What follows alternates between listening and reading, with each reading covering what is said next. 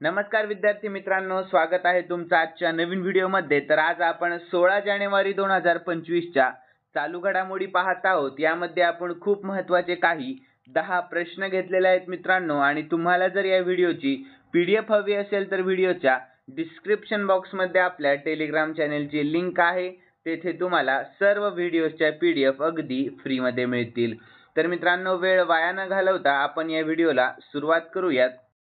तर या अगोदर आपण कालच्या चालू घडामोडी पाहूया। तर सोनमर्ग बोगद्याचे उद्घाटन पंतप्रधान मोदींनी कोणत्या राज्यात किंवा केंद्रशासित प्रदेशामध्ये केले? तर जम्मू आणि काश्मीर यानंतर अलीकडेच कोणत्या राज्य सरकारच्या वन विभागाने गरुडाक्षी ऑनलाईन FIR प्रणाली सुरू केली आहे? तर कर्नाटक। यानंतर एक दिवसीय क्रिकेटमध्ये 4000 धावांचा टप्पा पार करणारी अलीकडेच दुसरी भारतीय महिला क्रिकेटपटू कोण बनली आहे? तर स्मृती मानधना बनलेली आहे। यानंतर पुढील प्रश्न, तर नुकत्याच प्रसिद्ध झालेल्या नागरी नोंदणी प्रणाली म्हणजेच CRS डेटानुसार हरियाणामध्ये जन्माच्या वेळी लिंग गुणोत्तर किती कमी झाले आहे? तर 8% कमी झाले आहे। यानंतर कोणत्या देशाने अलीकडेच भारतीय प्रवाशांसाठी ई-व्हिसा सुरू केला आहे? तर इस्रायल या देशाने। यानंतर कोणत्या देशाचा फलंदाज तमीम इक्बालने आंतरराष्ट्रीय क्रिकेटमधून निवृत्ती जाहीर केली? तर बांगलादेशच्या।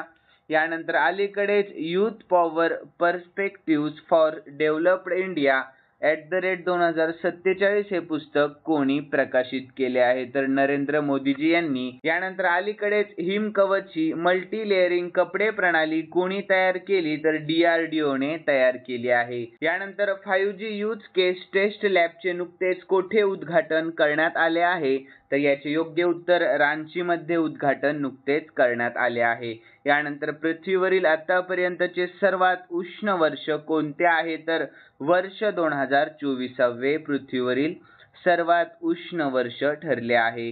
यानंतर विद्यार्थी मित्रांनो, आजच्या आपण चालू घडामोडी पाहून घेऊया। तर आजचा पहिला प्रश्न आहे, कोणत्या राज्यामध्ये काबुई रोंगमेई नागा समुदायाकडून गान नागाई उत्सव साजरा केला जातो? तर याचे योग्य उत्तर ऑप्शन बी मणिपूर कोणत्या? तर मणिपूर तर याविषयी आपण शॉर्ट मध्ये महत्त्वाची माहिती पाहूयात। तर मणिपूर मधील काबुई रोंगमेई नागा समुदायाद्वारे कापणीच्या शेवटी गण नागाई उत्सव साजरा केला जातो। तर यावेळी आयोजित राज्यस्तरीय गण नागाई 2025 मध्ये मुख्यमंत्री N बिरेन सिंग आदी सहभागी झाले होते। यानंतर आपण मणिपूर विषयी शॉर्ट मध्ये महत्त्वाची माहिती पाहून घेऊया। तर राजधानी आहे इम्फाळ। सध्याचे मुख्यमंत्री N बिरेन सिंग आणि सध्याचे राज्यपाल आहेत श्री लक्ष्मण प्रसाद आचार्य। ठीक आहे, लक्षात ठेवा। यानंतर पुढील प्रश्न आहे दुसरा, तर पहिल्या आंतरराष्ट्रीय उत्तराखंडी स्थलांतरित परिषदेचे उद्घाटन कोठे झाले? तर याचे योग्य उत्तर ऑप्शन ए डेहराडून मध्ये। कोठे? तर डेहराडून मध्ये। तर याविषयी आपण महत्त्वाची माहिती पाहूया। तर उत्तराखंडचे मुख्यमंत्री पुष्कर सिंह धामी यांनी डेहराडून मध्ये पहिल्या आंतरराष्ट्रीय उत्तराखंडी डायस्पोरा परिषदेचे उद्घाटन केले आहे। तर या परिषदेचा उद्देश उत्तराखंडमधील गुंतवणूक आणि पर्यटनाला चालना देऊन राज्याच्या संस्कृतीला परदेशात प्रोत्साहन देणे हा आहे। यानंतर आपण उत्तराखंड विषयी शॉर्ट मध्ये महत्त्वाची माहिती देखील पाहूयात। तर सध्याचे मुख्यमंत्री आहेत पुष्कर सिंह धामी आणि सध्याचे राज्यपाल आहेत लेफ्टनंट जनरल गुरमीत सिंग आणि राजधानी आहे डेहराडून आणि गैरसेन। यानंतर तलावे आहेत सत्तल, रकसतल, नैनीताल आणि मलाताल। ठीक आहे, लक्षात ठेवा। यानंतर आपण तेथील राष्ट्रीय उद्याने देखील पाहून घेऊयात। तर जिम कार्बेट राष्ट्रीय उद्यान, नंदादेवी राष्ट्रीय उद्यान, राजाजी राष्ट्रीय उद्यान, यानंतर valley of flowers national park आणि गंगोत्री राष्ट्रीय उद्यान। यानंतर पुढील प्रश्न, तर कोणत्या देशामध्ये रॅबिट फीवरची प्रकरणे झपाट्याने वाढत आहेत? तर याचे योग्य उत्तर ऑप्शन बी अमेरिका या देशामध्ये। कोणत्या? तर अमेरिका या देशामध्ये। यानंतर आपण याविषयी महत्त्वाची माहिती पाहून घेऊया। तर अमेरिकेमध्ये रॅबिट फीवरची प्रकरणे सतत वाढत आहेत।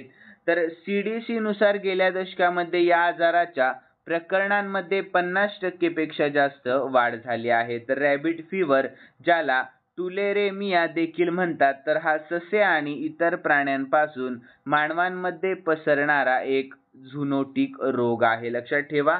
यानंतर टुलेरेमिया सामान्यत रॅबिट फीवर म्हणून ओळखला जातो. तर हा एक गंभीर जीवाणू संसर्ग आहे, तर जो फ्रान्सिसेला टुलेरेन्सिस या जीवाणूमुळे होतो, लक्षात ठेवा. यानंतर हा जीवाणू प्रामुख्याने ससे, उंदीर आणि इतर लहान सस्तन प्राण्यांमध्ये आढळतात. यानंतर मित्रांनो, पुढील प्रश्न आहे 4था. तर पाणबुडी ट्रॅकिंगसाठी सोनोबॉयवर भारत आणि कोणत्या देशामध्ये भागीदारी झालेली आहे? तर याचे योग्य उत्तर ऑप्शन डी, अमेरिका. या कोणत्या? तर अमेरिका या. तर याविषयी आपण महत्त्वाची माहिती देखील पाहूयात. तर भारत डायनॅमिक्स लिमिटेड आणि अल्ट्रा मेरीटाईमद्वारे पाणबुडी विरोधी युद्ध क्षमता वाढवण्यासाठी भारत आणि USA ने सोनोबॉयसह उत्पादनासाठी भागीदारी केली आहे. तर सोनोबॉय हे एक प्रगत साधन आहे जे प्रामुख्याने सागरी ऑपरेशनमध्ये पाण्याखालील शोध आणि पाळण ठेवण्यासाठी वापरले जाते. तर ते विमान किंवा जहाजांमधून लष्करी दलांद्वारे तैनात केले जातात, हेही लक्षात ठेवा. यानंतर ते एकतर पाण्याच्या पृष्ठभागावर तरंगतात किंवा निर्दिष्ट खोलीत बुडतात. यानंतर आपण अमेरिकाविषयी शॉर्टमध्ये महत्त्वाची माहिती पाहूयात. राजधानी आहे वॉशिंग्टन DC, चलन आहे US डॉलर आणि सध्याचे राष्ट्राध्यक्ष डोनाल्ड ट्रम्प हे आहेत. यानंतर पुढील प्रश्न. तर दक्षिण भारतामध्ये पहिली संसर्गजन्य रोग संशोधन आणि निदान प्रयोगशाळा कोठे स्थापन केली जाईल? तर याचे योग्य उत्तर ऑप्शन बी, बेंगळुरूमध्ये. कोठे? तर बेंगळुरूमध्ये. तर याविषयी आपण महत्त्वाची माहिती पाहूया. तर दक्षिण भारतातील पहिली संसर्गजन्य रोग संशोधन आणि निदान प्रयोगशाळा BMCRI येथे स्थापन करण्यात येणार आहे. तर ही प्रयोगशाळा संसर्गजन्य आजारांवर उपचार आणि देखरेखीसाठी उपयुक्त ठरेल. यानंतर आपण भारतामधील प्रथम यावर चालू घडामोडी महत्त्वाच्या पाहून घेऊयात मित्रांनो. तर भारतातील पहिली मधुमेह बायोबँक कोणत्या शहरामध्ये स्थापन करण्यात आली? तर चेन्नई या शहरामध्ये. यानंतर उबरने भारतातील पहिली जलवाहतूक सेवा कोठे सुरू केली? तर श्रीनगरमध्ये. यानंतर भारतातील पहिली नाईट सफारी कोठे बनवली जात आहे? तर लखनौमध्ये बनवली जात आहे.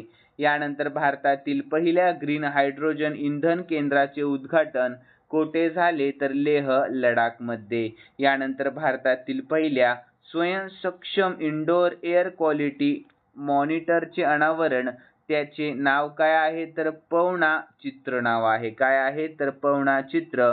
यानंतर भारतातील पहिले सौर शहर आहे सांची.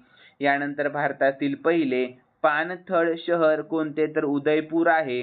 यानंतर मित्रांनो, भारतातील पहिले ट्रॅफिक लाईट फ्री शहर आहे कोठा.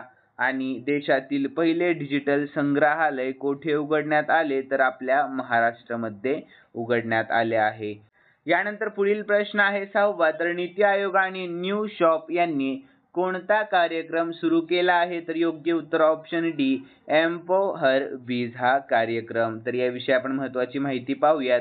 तर नीती आयोग आणि न्यू शॉपने महिलांसाठी एम्पॉवर बीज कार्यक्रम सुरू केला आहे, जो महिलांना व्यावसायिक कौशल्य विकसित करण्यासाठी आणि स्वावलंबी होण्यासाठी प्रेरित करेल.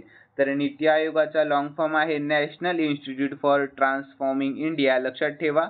यानंतर नीती आयोगाची स्थापना 2015 मध्ये झाली. मुख्यालय दिल्ली आणि सध्याचे अध्यक्ष आहेत नरेंद्र मोदी आणि उपाध्यक्ष आहेत सुमन बेरी, लक्षात ठेवा. यानंतर CEO कोण आहेत? तर BVR सुब्रमण्यम CEO आहेत.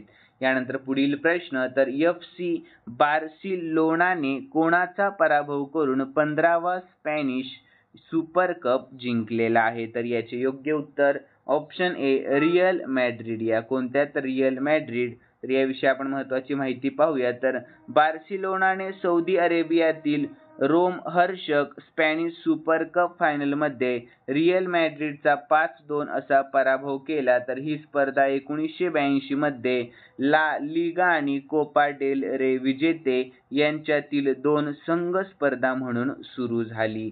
यानंतर पुढील प्रश्न. तर केंद्रीय माहिती आणि प्रसारण मंत्री अश्विनी वैष्णव यांनी CDACला भेट दिली, तर ते कोणत्या शहरात आहे? तर याचे योग्य उत्तर ऑप्शन बी पुणे या शहरामध्ये. कोणत्या? तर पुण्यामध्ये. तर यानंतर आपण याविषयी महत्त्वाची माहिती पाहून घेऊया. तर केंद्रीय माहिती आणि प्रसारण मंत्री अश्विनी वैष्णव यांनी पुण्यातील centre for development of advanced computing म्हणजे CDACला भेट दिली. तर यानंतर श्री वैष्णव यांनी सुपर कम्प्युटर तंत्रज्ञान प्रगत करण्यासाठी आवश्यक असलेल्या चिप्स आणि इतर तांत्रिक उपकरणांच्या निर्मितीबाबत CDAC मध्ये सुरू असलेल्या कामाचे निरीक्षण केले. यानंतर पुढील प्रश्न, तर झोरान मिलानोविकने कोणत्या देशाच्या राष्ट्रपती पदाची जिंकली आहे? तर याचे योग्य उत्तर आहे ऑप्शन ए क्रोएशिया या. कोणत्या? तर क्रोएशिया या. तर याविषयी आपण महत्त्वाची माहिती देखील पाहूयात. तर सत्ताधारी पक्षाच्या उमेदवाराचा पराभव करत क्रोएशियाचे राष्ट्रपती मिलानोविक दुसऱ्यांदा विजयी ठरले आहे. तर क्रोएशियाविषयी शॉर्टमध्ये महत्त्वाची माहिती पाहूयात. राजधानी आहे जाग्रेब आणि चलन आहे कुना. ठीक आहे, लक्षात ठेवा. यानंतर मित्रांनो शेवटचा प्रश्न आहे 10वा. लक्ष द्या प्रश्नाकडे. तर पुनत सांगचू 2 जलविद्युत प्रकल्प कोठे आहे? तर याचे योग्य उत्तर ऑप्शन बी भूतानमध्ये. कोठे? तर भूतानमध्ये आहे.